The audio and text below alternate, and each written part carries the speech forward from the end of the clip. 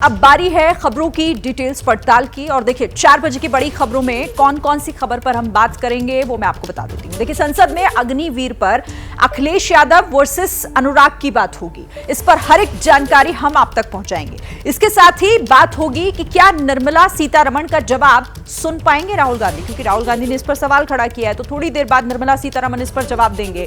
इस पर भी नजर हमारी रहेगी। इसके साथ ही हम समझेंगे उत्तर प्रदेश की पॉलिटिक्स को। ये चचा गच्चा पॉलिटिक्स आखिर है क्या, इस पर भी विस्तार से बात करेंगे। हर एक जानकारी आपके सामने रखेंगे। और इसके साथ ही डेथ सेंटर पर दिल्ली में हाई टेम्परेचर की भी पड़ताल करेंगे। मामला कहां तक पहुंचा, आखिर क्या कुछ एक्शंस लिया गया है, हर एक जानकारी ग्राउंड जीरो से आपके लिए हमारे सहयोगी लेकर आए हैं। तो अब मैं आपको यह भी बता दूं कि कौन कौन मेरे साथ इस वक्त जुड़ा हुआ है। अंकित गुप्ता हमारे साथ दिल्ली से लाइव हैं, अभिषेक उपाध्याय भी हमारे साथ जुड़े हुए हैं, अहमद बिलाल के पास भी जानकारी है खबर से जुड़ी हुई। आप सबके पास एक एक करके आएंगे, जानकारी क्या है हमारे दर्शकों को दीजिएगा। लेकिन उससे पहले एक बड़ी खबर क्या आ रही है वो बता देते हैं। ब्रेकिंग न्यूज इस वक्त की, अग्निवीर स्कीम पर संसद में जमकर संग्राम हो रहा है। अखिलेश यादव ने योजना को कोसा, कोई नौजवान स्वीकार नहीं करेगा। अनुराग ठाकुर ने इस पर जवाब दिया और टोका अखिलेश यादव को। अखिलेश का अनुराग को खुला चैलेंज। अनुराग कहें कि योजना अच्छी है। अखिलेश मुद्दे को यूपी की हार तक ले गए, बोले जिसने हराया उसे हटा तक नहीं पाए।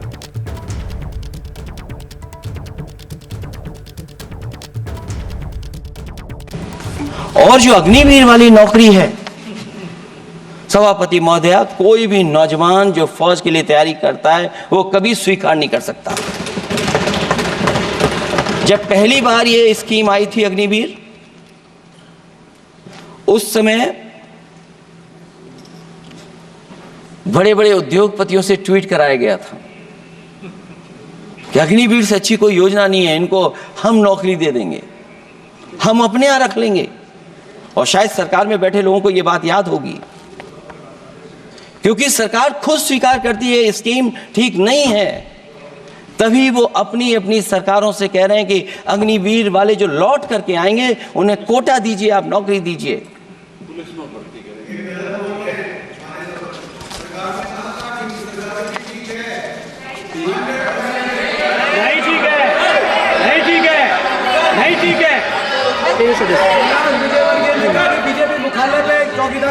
सभापति महोदया, मैं बैठ जाता हूं, आप खड़े होकर के कह दीजिए अग्निवीर व्यवस्था अच्छी है। मैं इस सभा में खड़े होकर कहता हूं, उस राज्य से आता हूं, हिमाचल प्रदेश से, जिसने पहला परमवीर चक्र विजेता मेजर सोमनाथ शर्मा दिए। कारगिल के युद्ध में सबसे ज्यादा शहीद होने वाले हिमाचल प्रदेश के वीर नौजवान थे। 4 परमवीर चक्र विजेता हुए, उसमें से 2 कैप्टन विक्रम बत्रा और सूबेदार संजय कुमार हिमाचल प्रदेश से हुए। और मैं कहता हूं, जी हां, जो लंबे समय से मांग थी 1 रैंक 1 पेंशन की, किसी सरकार ने पूरी नहीं की, वो नरेंद्र मोदी जी की सरकार ने यहां पर पूरी की है। और मैं एक बात और कहता हूं, अखिलेश यादव जी सुन ले, अग्निवीर में 100% एम्प्लॉयमेंट की गारंटी है और रहेगी। माननीय सदा साहब अपनी बात। सभापति महोदया, जो मैंने बहुत छोटा सवाल पूछा था, मैं दूसरी बात कहता हूं। अगर ये जो बात आप कह रहे हो, तो आपको जरूरत क्यों पड़ रही कि आपको उत्तर प्रदेश में और प्रदेशों में कोटा देना पड़ रहा है 10%? सभापति महोदया, सभापति महोदया, सभापति महोदय, बैठिए। सभापति महोदय, जहां तक परमवीर, रुक जाइए।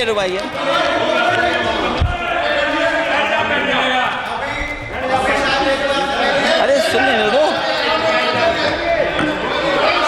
माननीय सदा साहब अपनी सभापति महोदया, सभापति महोदया, चैल जानते हैं आप कहाँ हैं? चैल जानते हैं आप कहाँ हैं? कभी गए हो उस मिलिट्री स्कूल में? मैं खुद मिलिट्री स्कूल का पढ़ा हूँ। और आप परमवीर चक्र की बात कर रहे हो, तो हम भी तमाम नाम गिना सकते हैं। माननीय सदस्यों से मैं आग्रह कर रही हूँ, आपस में चर्चा न करें। ये सभापति महोदया, ये सभापति महोदया, जी 1 मिनट से भी कम, मैं आपके सामने कहना चाहता हूं, ये तो केवल मिलिट्री स्कूल गए हैं। मैं आज भी टेरिटोरियल आर्मी के 124 रेजिमेंट में कैप्टन के रैंक पे अपनी सेवाएं दे रहा हूं। अखिलेश जी केवल ज्ञान मत बांटिए, राहुल गांधी जी के प्लीज बैठिए, प्लीज। माननीय सदस्य से मैं आग्रह कर रही हूँ, आप अपनी बजट पर चर्चा करें। सभापति और भी महोदय, आपका समय भी पूरा हो गया है, मैं प्लीज कंप्लीट करिए। सभापति महोदय, मैं इसलिए नहीं कह रहा, मैं क्या बात कहना चाहता हूँ, शायद मंत्री जी नहीं रहे इसलिए तकलीफ परेशानी ज्यादा है। और आप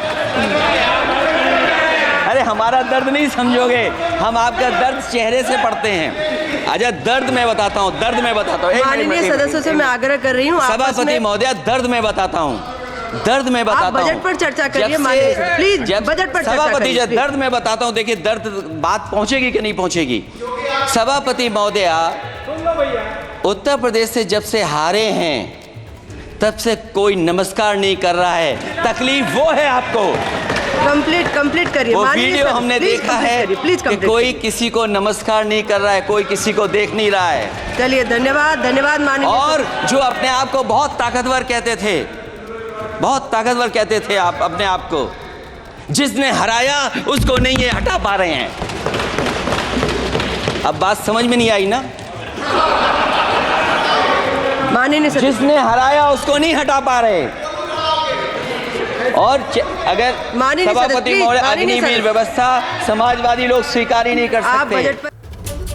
तो अग्निवीर स्कीम को लेकर संसद में किस तरीके से आज संग्राम मचा, ये आपने देखा। अभिषेक, इस पर आपसे बात करते हैं, क्योंकि खासतौर से अखिलेश यादव जिस तरीके से आज इस मामले को लेकर, से स्कीम को लेकर कॉन्फिडेंटली बोल रहे थे, खुला चैलेंज तक आज उन्होंने दे दिया आज संसद के भीतर।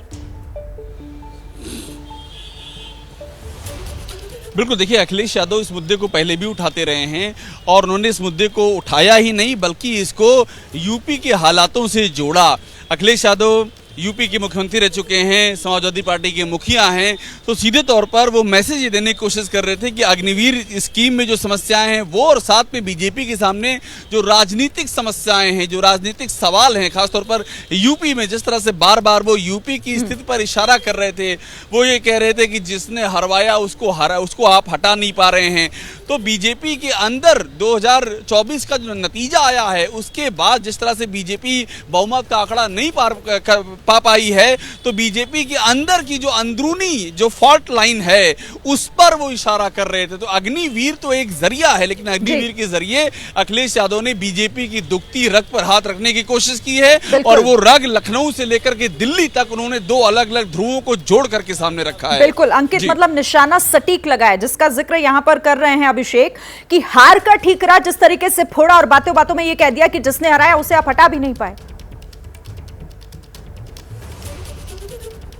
देखिए अखिलेश यादव की यही राजनीति है, और सिर्फ अखिलेश यादव ही नहीं, अगर मैं बात करूंगा जो है राहुल गांधी और अखिलेश यादव दोनों की मैं बात करना चाहूंगा, क्योंकि कल राहुल गांधी ने भी जब बजट पर जो है चर्चा चल रही थी तो कुछ इसी तरीके से जो है सरकार को घेरने की कोशिश की थी। उन्होंने भी एमएसपी की भी बात की थी, उन्होंने भी अग्निवीर का मुद्दा उठाया था और यही बताने की कोशिश की थी कि किसान हो या नौजवान हो, किसी का हित नहीं हो रहा है मोदी सरकार में। यही जो है इन शब्दों का इस्तेमाल जो है राहुल गांधी ने भी किया था। और आज जब अखिलेश यादव आए, क्योंकि वो यूपी से आते हैं, उत्तर प्रदेश के मुख्यमंत्री रह चुके हैं, लिहाजा उन्होंने अपनी बात जो है किसानों की भी कही, नौजवानों की भी कही, लेकिन उसके साथ ही में यह भी बताने से वो नहीं चुके कि किस तरीके से उत्तर प्रदेश में हार का सामना करना पड़ा है। और जिस तरीके से उत्तर प्रदेश की जो तस्वीरें सामने आ रही हैं, योगी मंत्रिमंडल को लेकर के जो अलग अलग तरह की खबरें आ रही हैं, उस पर भी कटाक्ष किया। बातों बातों में वो सटायर मोड में दिखाई दे रहे थे, कई सार्काज्म भी उन्होंने संसद के भीतर किया है। ठीक है, देखिए विपक्ष को हर सवाल का जवाब अब से थोड़ी देर बाद मिलने वाला है, क्योंकि जो सवाल विपक्ष उठा रहा है थोड़ी देर बाद संसद में वित्त मंत्री जवाब देंगी। बड़ी जानकारी है इस वक्त की,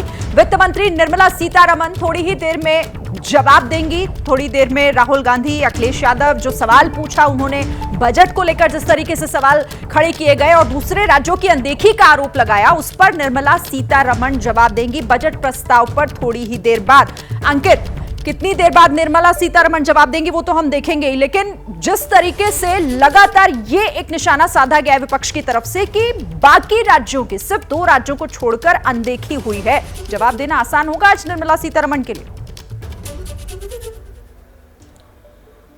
जी बिल्कुल, देखिए यहाँ पर जब हम जो है कई बीजेपी के नेताओं से, एनडीए के नेताओं से बात कर रहे थे तो उन्होंने एक बात कही। उनका ये कहना था कि वित्त मंत्री ने अपनी बजट स्पीच में भले ही बिहार का नाम लिया है, भले ही आंध्रा का नाम लिया है, लेकिन ऐसा नहीं है कि सिर्फ इन्हीं दो राज्यों को मिला है। महाराष्ट्र को मिला है, गुजरात को मिला है, तेलंगाना को मिला है, पश्चिम बंगाल को मिला है, पूर्वोत्तर राज्यों को मिला है और उत्तर भारत के राज्यों को भी मिला है। तो उनका यह बताना था कि बजट स्पीच में जो बात कही गई है, बजट सिर्फ उतना ही नहीं है, बजट में बहुत सारे प्रावधान हैं। एक उदाहरण मुझे दिया गया, जवाब देते हुए यह कहा गया कि उदाहरण के तौर पर अगर एक रेलगाड़ी चल रही है, एक ट्रेन चल रही है और वो पश्चिम बंगाल तक जा रही है, तो इसका मतलब यह नहीं है कि वो पश्चिम बंगाल के लिए ट्रेन है, वो तमाम स्टेशन पर रुकते हुए जाएगी। देखते हैं अंकित, इंतजार करते हैं थोड़ा सा, देखते हैं कि वित्त मंत्री निर्मला सीतारमण जवाब के तौर पर आज क्या कहती हैं सदन में। अब आगे बढ़ते हुए अखिलेश यादव, जिस तरीके से अखिलेश यादव पर मुख्यमंत्री योगी आदित्यनाथ ने तंज किया उसकी बात कर लेते हैं। माता प्रसाद के नेता विपक्ष बनने पर बोले आपने चाचा को गच्चा दे दिया, भतीजा हमेशा भयभीत रहता है। शिवपाल यादव ने योगी को जवाब भी दिया कि हमें गच्चा नहीं मिला है, 3 साल संपर्क में रहने पर गच्चा तो आपने दिया, डिप्टी सीएम आपको गच्चा देंगे। तो गच्चा कौन किसको दे रहा है, इसको लेकर वार पलटवार शिवपाल यादव योगी आदित्यनाथ को जवाब देते हुए। अलग विषय है कि आपने चचा को गच्चा दे ही दिया। चचा बेचारा हमेशा ही ऐसे ही मार खाता है, उनकी नियति ही ऐसी है, क्योंकि भतीजा हमेशा भयभीत रहता है। हमें गच्चा नहीं मिला है, पांडे जी बहुत सीनियर है, ठीक है, 3 वर्ष में आपके संपर्क में रहे तो गच्चा तो आपने भी दिया। डिप्टी चीफ मिनिस्टर हैं, वो आपको फिर गच्चा देंगे। तो चचा गच्चा पर वार किस तरीके से दोनों ही तरफ से किया गया, सीएम ने सवाल उठाया तो दूसरी तरफ से शिवपाल यादव ने भी कह दिया कि आप पहले अपना देखिए। लेकिन यहां पर महत्वपूर्ण यह है, अभिषेक आप तो इस खबर को लगातार कवर भी कर रहे हैं, गच्चा दिया किसने उत्तर प्रदेश में, किसको? शिरीन, देखिए जो गच्चे वाली सियासत है ये इसके बहुत ही गहरे इसके राजनीतिक संकेत हैं और ये दोनों ओर से कहा गया है। पहले सीएम योगी ने कहा तो सीएम योगी ने समाजवादी पार्टी के अंदर एक ही शुरू से ये एक बात सामने आती रही कि शिवपाल यादव को उनका ड्यू नहीं मिला है। वो जितने बड़े कद के नेता हैं, प्रदेश अध्यक्ष रहे हैं, उनको जो कद मिलना चाहिए वो उनका नहीं है, उसकी ओर इशारा किया सीएम योगी ने। और शिवपाल यादव ने तुरंत पलटवार करते हुए दोनों डिप्टी सीएम का जिक्र कर दिया, क्योंकि इस समय यूपी की सियासत में चर्चा गर्म है कि जो दोनों डिप्टी सीएम हैं उनके और सीएम के बीच का जो तालमेल है वो विरोधाभासी ध्रुवों की ओर जा रहा है। तो शिवपाल यादव ने उसका इशारा कर दिया। तो ये गच्चे वाली जो फॉल्ट लाइन है शिरीन, वो दोनों ओर है और दोनों नेताओं को मौका मिला, दोनों ने उस ओर इशारा कर दिया। अब ये आंतरिक जो एक फॉल्ट लाइन है, जो आंतरिक लड़ाई है, वो किसमें कितना उभर के सामने आती है, यही इसी पर निगाहें टिकी हुई हैं। कहीं उभरेगी तो खबर होगी, नहीं उभरेगी तो खबर होगी, लेकिन निगाहें इस पर बनी हुई हैं। ठीक है, आप रहिएगा मेरे साथ। तो देखिए अब ये गच्चा पॉलिटिक्स का असर क्या होगा उत्तर प्रदेश में, बाद में इस पर बात करेंगे, लेकिन इसी बीच एक बड़ी खबर बता देते हैं। सुनीता केजरीवाल ने एक आरोप लगा दिया है, अरविंद केजरीवाल की गिरफ्तारी से जुड़ा हुआ आरोप की साजिश के तहत ये गिरफ्तारी हुई है, दबाव के तहत गिरफ्तारी की गई। सुनीता केजरीवाल इससे पहले भी इस तरह की बात कर चुकी हैं और फिर से उन्होंने अरविंद केजरीवाल की गिरफ्तारी पर सवाल उठाए। ईडी ने उनके बेटे, सांसद के बेटे को जेल में डाल दिया, 5 महीने तक जेल में रखा।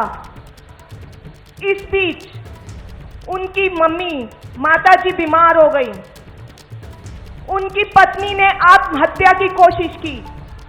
अब ईडी ने उनसे कहा आप अरविंद केजरीवाल पर इल्जाम लगाओ, उन्होंने आपसे 100 करोड़ रुपए मांगे थे। डील हो गई दोनों में, झूठा बयान बन गया और अरविंद केजरीवाल को अरेस्ट कर लिया ईडी ने। ईडी ऐसा क्यों करती? ईडी ऐसा इसलिए की क्योंकि ये किसी षड्यंत्र के तहत किया गया था, दबाव के तहत किया गया था। ट्रायल कोर्ट ने सीएम को बेल दे दी और कहा कि बेल का लॉलीपॉप देकर एक बयान पर बिना सबूत के सीएम को गिरफ्तार किया गया और बेल मिल गई। तुरंत 2 एक्शन लिए गए केंद्र सरकार ने। पहला, ईडी अपने वकील के भाई के कोर्ट में, अब भाई तो भाई का ही साथ रहेगा, अपने भाई के वकील के कोर्ट में जाकर इस बेल पर स्टे ले आई। दूसरा, सीबीआई ने इन्हीं सांसद के बयान पर सीएम को गिरफ्तार कर लिया। मकसद कि सीएम को जेल में ही रखना है, उनको बाहर में नहीं निकलने देना। ये सब षड्यंत्र है, राजनीतिक षड्यंत्र के तहत किया जा रहा है। अब आप लोग बताइए, ये तानाशाही नहीं है, ये षड्यंत्र नहीं है क्या बीजेपी सरकार का?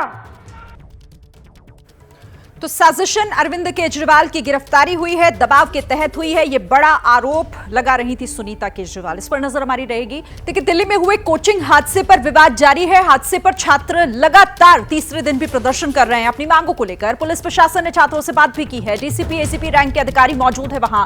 छात्रों से रास्ते से हटने का अनुरोध किया जा रहा है। इनकार के बाद छात्रों को रास्ते से हटाया भी गया है। इस खबर पर ज्यादा जानकारी के साथ अहमद बिलाल हमारे साथ जुड़े हुए हैं। बिलाल, क्या जानकारी है फिलहाल?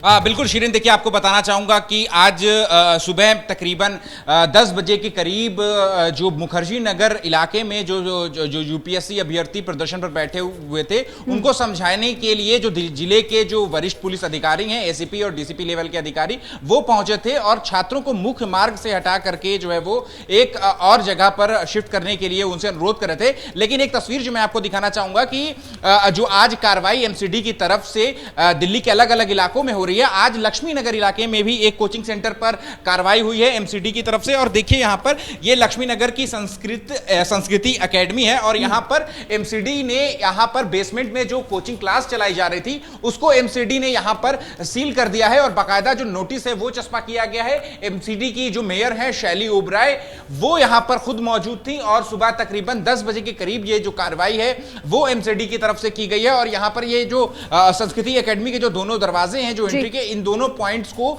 यहां पर एमसीडी की तरफ से यहां पर जो है वो सील कर दिया गया है। लेकिन एक बात गौर करने वाली जो है वो जरूर है कि ये कहीं ना कहीं जो है वो मीडिया को दिखाने के लिए भी कार्रवाई हो सकती है, क्योंकि शैली ओबराय ने मीडिया से बात करते हुए ये बात कही कि बहुत से कोचिंग सेंटर ऐसे चल रहे हैं जहां पर ऐसे गैरकानूनी तरीके से जो है के बाद इस तरह की कार्रवाई वैसे भी सवाल खड़े कर रही है कि पहले आपने क्यों नहीं इस तरह के कदम उठाए। बहरहाल बहुत शुक्रिया। देखिए, केरल के वायनाड में आज कुदरत का कहर टूटा। अब तक 89 लोगों की लैंडस्लाइड में जान चली गई है और 400 से ज्यादा परिवार मलबे में अभी भी फंसे हुए हैं। मौके पर राहत और बचाव का काम जारी है। सेना और हेलीकॉप्टर भी रेस्क्यू में जुटे हुए हैं। लैंडस्लाइड की वजह से कई वाहन भी अभी मलबे में दबे हुए हैं, तो यहां अभी भी रेस्क्यू ऑपरेशन चलाया जा रहा है। 89 लोगों की जान जा चुकी है, कई घायल हैं और अभी भी कई मलबे में दबे होने की वजह से उन्हें निकालने का काम यहां पर हो रहा है। तो राहत और बचाव का कार्य जारी है। सेना, नेवी सब इसमें जुटे हुए हैं। कुछ तस्वीरें आपको दिखाते हैं और ये तस्वीरें आपको बताएंगी कि तबाही कितनी बड़ी है उस इलाके में। केरल में जो कुदरत का कहर आज लोगों पर टूटा, ये देखिए सैलाब से तबाही की तस्वीरें आप देखिए। आपकी नजर जहां तक जाएगी ये पानी का बहाव कितनी तेजी से दिखाई दे रहा है। कुछ लोग यहां पर दिखाई जरूर दे रहे हैं आपको, लेकिन आसपास पूरा इलाका पानी पानी हो गया है। लैंडस्लाइड जगह जगह पर हुआ जिसमें 89 लोगों की जान चली गई। अभी भी ये संख्या लगातार बढ़ती जा रही है, मरने वालों का आंकड़ा बढ़ रहा है लगातार। लैंडस्लाइड के बाद की तस्वीरें हैं, ये देखिए यहां पर रेस्क्यू ऑपरेशन चलाया जा रहा है और इसमें सेना भी लगी हुई है, नेवी के भी जवान जुटे हुए हैं। हर मुमकिन कोशिश की जा रही है कि जो फंसे हुए हैं उन्हें निकाल लिया जाए, जल्द से जल्द इस रेस्क्यू ऑपरेशन को कंप्लीट किया जाए। अभी फिलहाल ताजा अपडेट वहां से क्या मिल रहा है, हैदराबाद से आशीष हमारे साथ जुड़े हुए हैं। आशीष, रेस्क्यू ऑपरेशन जोरों शोरों से चल रहा है, अब तो सेना और नेवी भी इसमें लगे हुए हैं, हेलीकॉप्टर की भी मदद ली जा रही है, अपडेट क्या है? और जी आपने बिल्कुल सही कहा, रेस्क्यू ऑपरेशन में पूरा फोकस है। सीएम मुख्यमंत्री पिनराई विजयन खुद मॉनिटर कर रहे हैं। उसके अलावा उन्होंने अपने 5 वरिष्ठ मंत्रियों को रेस्क्यू एंड रिलीफ कार्यों के मॉनिटरिंग पे लगाया है। सेना को बुलाया गया है, सेना के कॉलम्स पहुंच चुके हैं, बैंगलोर से इंजीनियरिंग कोर्प के लोग पहुंचे हैं, उसके अलावा मद्रास टेरिटोरियल आर्मी के लोग भी पहुंचे हैं, उसके अलावा नेवी के गोताखोरों को और नेवी के special search and rescue team को बुलाया गया है। उसके भी करीब 55 के करीब जवान हैं, वो रेस्क्यू एंड रिलीफ ऑपरेशन में लगे हैं। 250 के करीब SDRF के जो जवान हैं वो लगे हुए हैं। NDRF की टीम जो हैं वो लगातार सर्च एंड रेस्क्यू में लगी हुई हैं। ख़ास तौर पे पिनराई विजयन ने इंडियन आर्मी से बात की है, उन्होंने ख़ास तौर पे खोजी कुत्तों की मांग की है और मेरठ से खोजी कुत्तों की एक टीम को भी यहाँ पर सर्च एंड रेस्क्यू के लिए बुलाया गया। उसके अलावा राज्य सरकार के पास जो खोजी कुत्ते हैं वो उनको भी डिप्लॉय किया गया है ताकि कोई अगर मलबे में दबा हुआ है तो उसको जल्द से जल्द उसको निकाला जाए, उसके शव को बरामद किया जाए, अगर उसमें बचने की गुंजाइश है तो उसको बचाया जाए। जाहिर तौर पे बहुत बड़ी त्रासदी है, 2 गांव पूरी तरीके से वायनाड के बह चुके हैं। उसके अलावा करीब 3 अन्य गांव जो हैं वो प्रभावित हैं। पानी का बहाव इतना तेज़ था कि इस जगह पर जहां पर ये लैंडस्लाइड हुआ है यहां से लोग बहकर पड़ोसी के ज़िले तक में उनके शव बरामद हो रहे हैं। तो काफ़ी बेहद दुर्भाग्यपूर्ण घटना, इसलिए राज्य सरकार ने 2 दिनों की सरकारी वहां से आ रही हैं जो देखने को मिल रही है वो बता रही हैं कि ये कुदरत की तबाही कितनी बड़ी है। और इस पूरे मामले पर देखिए प्रधानमंत्री नरेंद्र मोदी ने केरल के मुख्यमंत्री से बात भी की है। हादसे पर उन्होंने पूरा अपडेट लिया और भरोसा भी दिया कि केंद्र इस मामले में हर संभव मदद करेगा। इस बात का आश्वासन प्रधानमंत्री की तरफ से दिया गया है। मुआवजे का ऐलान भी किया गया है। मरने वाले परिवारों को 2 लाख आर्थिक सहायता के तौर पर दिए जाएंगे। तो हादसे पर पीएम ने भी मुख्यमंत्री पी विजयन से इस पूरे मामले पर अपडेट लिया और हर संभव मदद का भरोसा उन्हें दिलाया है। इस मुश्किल समय में केरल की हर संभव मदद की जाएगी, प्रधानमंत्री की तरफ से यह आश्वस्त किया गया है। दूसरी तरफ केरल सांसद की सरकार से मांग, हादसे को राष्ट्रीय आपदा घोषित करें। कांग्रेस के सांसद की तरफ से यह मांग की गई है कि इसे राष्ट्रीय आपदा घोषित किया जाए। कांग्रेस के सांसद JB माथेर की तरफ से यह मांग उठाई गई। राज्यसभा में भी आज वायनाड में जो ये हुआ उस मुद्दे को उठाया गया। मल्लिकार्जुन खड़गे ने इस मामले को उठाया। लैंडस्लाइड से अब तक 89 लोगों की मौत हो चुकी है। JP नड्डा ने कहा कि सरकार हर तरह की मदद को तैयार है। आप जो हमको इंफॉर्मेशन दे रहे हैं उसके बजाय सरकार वो इंफॉर्मेशन दिए तो ठीक होगा। क्या स्पेशल स्क्वाड वहां पर गया है, क्या मिलिट्री गई है, क्या सेंट्रल पुलिस फोर्स गया है? इस तरह की घटना को एड्रेस करने का एक स्टैंडर्ड प्रोसीजर है जो वहां पर रिलीफ के लिए जो सेंट्रल जो हमारी एजेंसीज हैं उनके तरफ से जो सपोर्ट जाना चाहिए वो वहां पहुंच गई हैं। और हम चाहेंगे कि इस पे सिर्फ स्टेट नहीं, स्टेट को अकेले मत छोड़ दीजिएगा।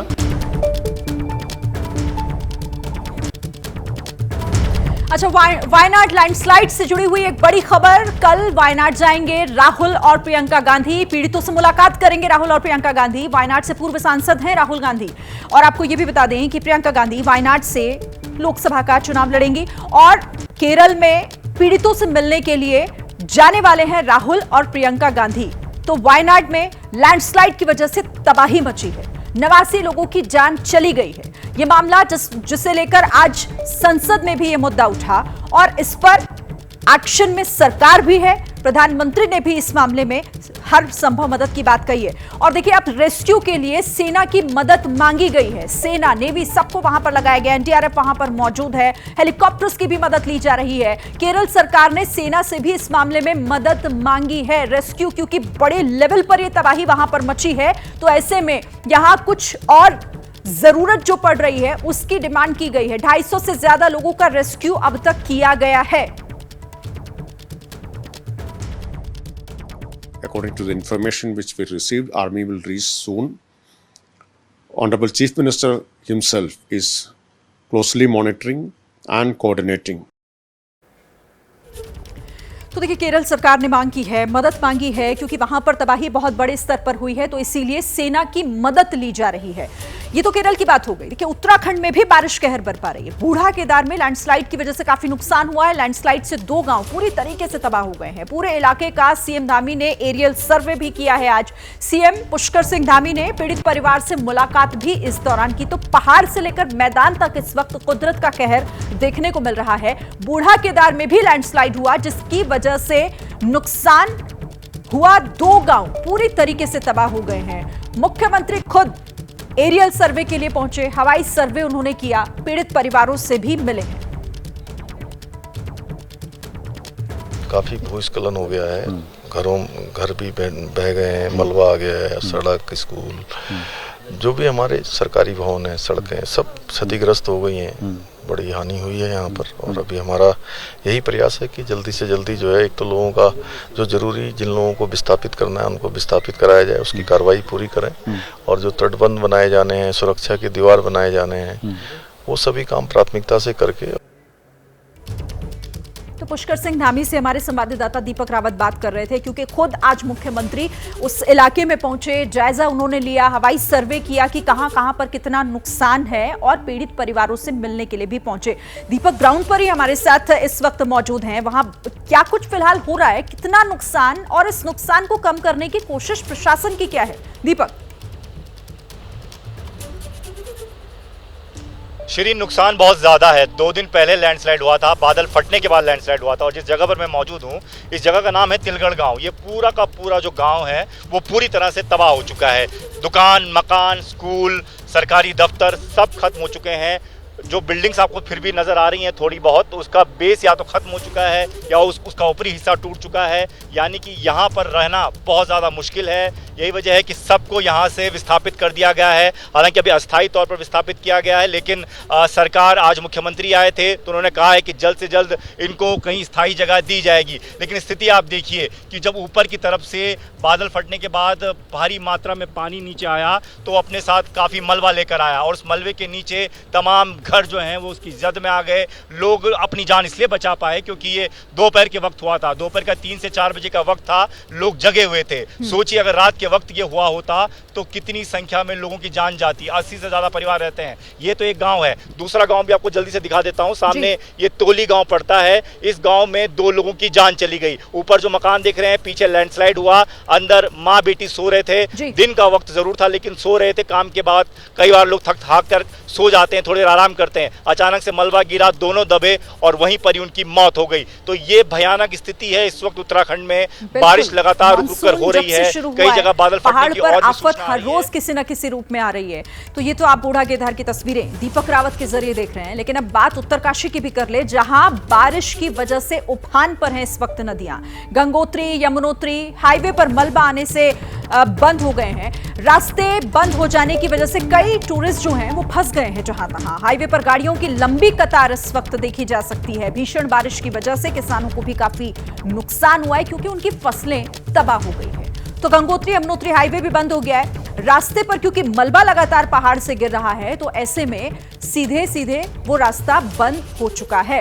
और देखिए, पहाड़ पर मानसून में मुसीबतों का इस वक्त अंबार लगा हुआ है। हिमाचल प्रदेश के कुल्लू में बादल फट गया है। तोश गांव में बादल फटने से काफी नुकसान हुआ है। एक पुल भी बह गया। कई टूरिस्ट गांव में फंस गए हैं। बादल फटने से 2 होटलों को भी नुकसान हुआ है। I am extremely humbled by the trust faith. I am extremely humbled by the trust vested in me by Honorable Prime Minister, and it encourages me to work even harder to attain government's vision of Vikasit Bharat. I would like to thank all the members for having participated in this robust debate, and I'm trying here to address almost all the issues raised by the honorable members, and I shall go by issue, which would cover many members under each issue, but I'll try to name as many of them as possible. So just before I do the part where I'm responding to the honorable members, I would like to highlight some of the budgetary points, features, which is very important for us to understand where this budget fits in itself in the long path towards Vikasit Bharat. Sir, this budget actually draws upon what was mentioned in the vote on account. So essentially infuses into itself everything, almost everything said in the vote on account. And after that, of course, brings a newer addition towards making this year the first step towards the next 5 years leading towards Viksit Bharat. So the continuity from the vote on account is something that I'd like to underline. The principle of governance has from 2014 been Sabka Saath, Sabka Vikas, Sabka Vishwas and Sabka Prayas, and following that we shall come forward and work together to make sure we overcome all the difficulties. तो लोकसभा में वित्त मंत्री निर्मला सीतारमण को आप सुन रहे थे। अच्छा, एक बड़ी खबर आपको बता दें, यूपी विधानसभा में लव जिहाद बिल पास हुआ है। जबरन धर्मांतरण पर उम्र कैद का प्रावधान है। बेल मिलने में भी तमाम तरह की शर्तें लगाई गई हैं। तो लव जिहाद के मामलों को रोकने के लिए यह बिल पास हुआ है यूपी विधानसभा में। इसमें जबरदस्ती किसी के धर्मांतरण पर उम्र कैद का प्रावधान है इस बिल में, और जो बेल मिलेगी उसमें भी कई तरह की शर्तें लगाई गई हैं। तो लव जिहाद बिल जो यूपी विधानसभा में पास हो गया है, धर्मांतरण अगर किसी का जबरन कराया गया तो इसके तहत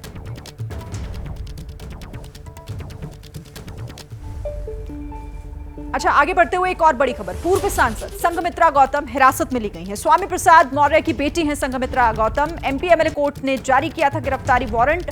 पेशी के लिए संघमित्रा को पहुंची थी और वहीं पर उन्हें हिरासत में लिया गया। पहली शादी छिपाकर दूसरी शादी का उन पर आरोप है। तो इस वक्त की ये बड़ी खबर।